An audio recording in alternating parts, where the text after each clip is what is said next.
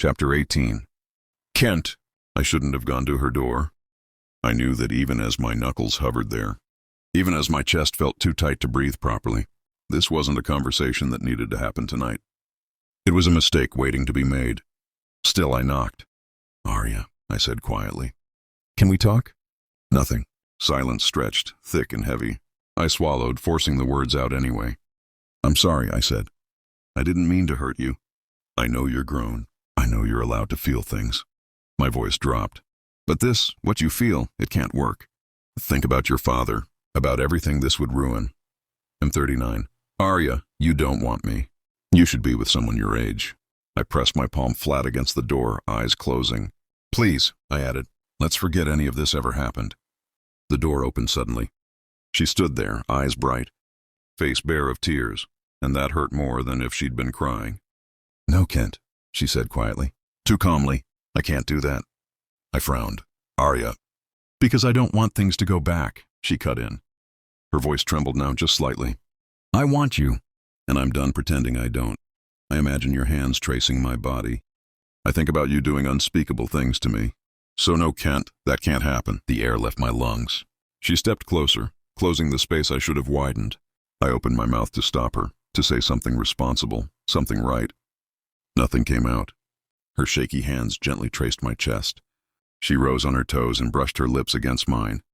It was brief, soft, questioning, as if asking for permission.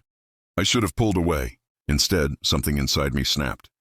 My hand came up, grabbing her hair just as she was about to lean back. My fingers tangling in her hair as I pulled her back in, my mouth crashing against hers with all the restraint I'd been bleeding out for weeks. I kissed her roughly. It wasn't careful. It was hunger and denial and months of control shattering in one reckless moment. She gasped against me, hands fisting in my shirt. I broke the kiss abruptly, breath ragged, forehead resting against hers for half a second too long. This was wrong. This was everything I wanted. I stepped back like I'd been burned. "Go to bed," I said hoarsely. Then I turned and walked away before. I did something I could never take back. Before. I chose her over every line I'd sworn never to cross. The door to my room slammed behind me, and I stood there in the dark, heart pounding, knowing one terrifying truth. I wanted Arya more than anything I have ever wanted in this world. There was no going back now. Chapter 19. Arya, after the kiss. I didn't sleep. I lay there with my hands folded over my chest, heart racing like I'd just committed a crime and gotten away with it. Every time I closed my eyes, it replayed again. His mouth on mine. The way his control snapped for that single moment. Kent didn't kiss like a man unsure of himself. He kissed like a man who'd been holding back for far too long. That was the part that made my lips curve into a slow smile in the dark. He could pretend all he wanted. He could shut himself in his room, avoid my eyes, act like the door hadn't closed behind him with a sound that echoed through my bones. But I knew now. I wasn't imagining it. I wasn't chasing something one-sided. He wanted me. The realization lit something, reckless inside my chest, warm, thrilling, dangerous. I rolled onto my side, staring at the faint glow of the moon on my wall, replaying every detail like it was sacred. The way his hand fisted in my hair, not gentle, not careful. The way his breath hitched like he'd lost a battle he never planned to fight. He'd looked soft for half a second after, vulnerable, and then he ran. I pressed my lips together, suppressing a laugh. Kent O'Brien didn't run unless he was afraid. Good. I hugged my pillow, squeezing it close as my thoughts spiraled. I wasn't embarrassed anymore. The rejection I'd expected never came, because the kiss erased it. Completely. I wasn't done, not even close. This wasn't about a drunken confession now. This was about inevitability, about patience, about letting him see me.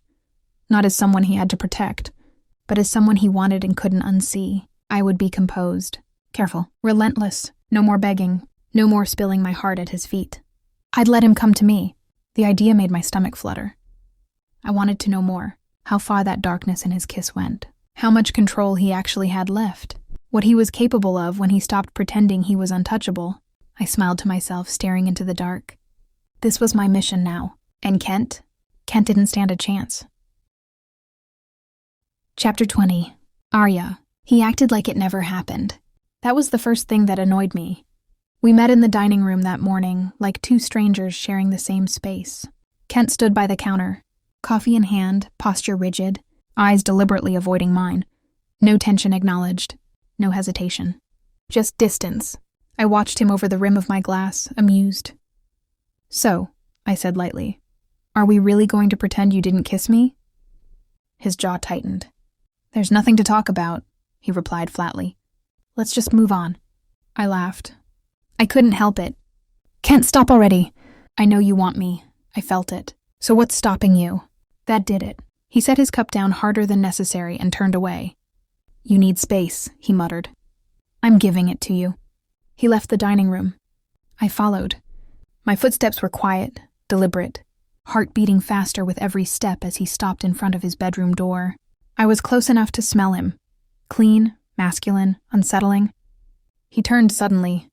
The look on his face stole my breath. Not anger, not softness, something darker. He stepped toward me. I stepped back, again, until my back hit the wall. My pulse thundered as he leaned in slowly, deliberately, close enough that I could feel his breath against my cheek. "You're just a little girl," he said lowly, voice rough. "And you think you can handle me?" My mouth went dry. "Tell me," he continued, eyes locked on mine, unblinking. "How experienced are you that you think you can handle a man like me?" I couldn't speak. "I'm not gentle," he said quietly, "because I promise you I don't make love. I only fuck hard and rough." His gaze burned. "So unless you're up for that, stop trying to tempt me, Arya." Heat rushed to my face. Shock. Embarrassment. Something else, something dangerous, curled deep in my stomach. I opened my mouth to respond. Nothing came out. He straightened, turned, and shut the door in my face. The sound echoed down the hallway. I stood there, frozen, heart racing, legs trembling. "Wow," I whispered to myself. Kent O'Brien could be bad when he wanted to be. And God help me. I liked it. I finally turned away, walking back to my room on wobbly legs. My body buzzing, my thoughts spinning wildly. This wasn't fear. This was fascination. And I knew, deep down, that whatever line he was trying to draw, he was already standing on the wrong side of it with me. Chapter 21. I hadn't seen her in 3 days, and I told myself that was good. If she was scared, if she was keeping her distance because of what I said, then maybe this would finally burn itself out. Maybe I could still be the responsible one, the man who knew when to walk away. I had to be. I was reaching for a glass of water when it happened. The fridge door closed, and she was there, standing in the middle of the kitchen, like she'd stepped straight out of my worst thought. Bare legs, sleep shorts riding low on her hips, a thin vest clinging to her in a way that left very little to the imagination. My breath stalled. "What are you doing up?" I asked, my voice rougher than I intended. She stepped closer. "You thought you scared me," she said thoughtfully. "But no, I was just getting ready." "Ready for what?" I snapped. Her eyes lifted to mine, steady, unafraid. "For you." The room tilted. "For me," I said. I stared at her like I was seeing her for the first time. Really seeing her, and my mind screamed at me to move. To leave, to run. I'd thought I'd scared her away. Instead, she was standing in front of me like an offering. "So what now?" she asked, folding her arms loosely, watching me. That did it. I set the glass down with a sharp clink and crossed the space between us before her brain could catch up. I lifted her without thinking, her gasp cutting straight through me, and set her down on the counter. Her hands flew to my shoulders. "Don't look at me like that," I warned, my voice low and shaking. "Or I'm going to forget every reason I shouldn't touch you." Her lips parted. The air between us burned. She sat on the counter, breath uneven, eyes fixed on mine like she'd been waiting for this moment all along. "Tell me what to do," she whispered. The sound of it went straight through me. I stared at her legs, the way they trembled just slightly, the way she was watching me like I might disappear if she blinked. This wasn't bravado. This was trust, and it terrified me. "God," I muttered under my breath. I stepped in closer, placing my hands on either side of her hips, not touching where I wanted to, not yet. I needed to feel grounded, needed to remember who I was. "You think this is a game?" I said quietly. "You think you're ready?" Her voice was soft but steady. "I am." I leaned in, stopping just short of her mouth, close enough that she felt my breath, close enough that every nerve in my body screamed. "Stay still, don't move," I warned. She didn't. I lowered my head, not where she expected, my hand slowly sliding down her slip shorts. She just watched me, lips slightly parted. God, if that wasn't the hottest thing I have ever seen. She lifts her hips, just enough for me to slide it off. I lean close just enough that she could feel my hot breath between her legs, making her gasp loudly, but before her mind could catch up, my hand slid to her thighs, firm, possessive, grounding her there. A moan escaped her lips, soft, startled, and it nearly broke me. I tasted her sighs, followed the rhythm of her breath, and made her forget the world beyond that moment.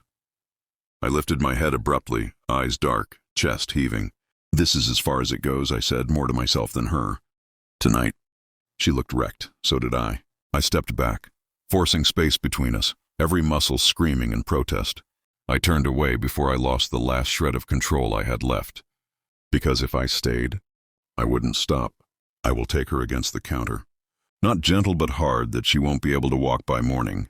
And that was the truth that haunted me long after I left her standing there, breathless, shaken, and knowing now, just as I did, that we were already past the point of pretending nothing was happening. Chapter 22. Arya. I didn't trust my legs to carry me back to my room. They felt unsteady, like the floor was still tilting beneath my feet, like I'd left a part of myself standing on that kitchen counter with him. I closed my door softly behind me and leaned against it, heart racing so loudly I was sure he could hear it from down the hall. God, my mind wouldn't slow down. It buzzed, images flashing too fast to catch, sensations overlapping until I couldn't tell where one ended and the next began. I pressed my palms to my cheeks, breath shallow, trying to ground myself. I could still feel him. Not just the way his hands had held me there, steady, unyielding, but the way his presence wrapped around me, heavy and consuming.